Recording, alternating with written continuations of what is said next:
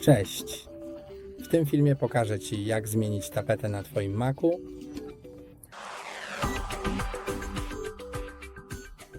Aby zmienić tapetę na swoim Macu, przejdź do ustawień systemowych, a następnie do tapety, a teraz możesz wybrać dowolną. Z tych opcji tutaj możesz też ustawić kolor lub cokolwiek innego, który chcesz, albo możesz kliknąć, aby dodać zdjęcie lub dodać folder czy album. Potem będziesz mógł to wybrać z zdjęć lub z plików.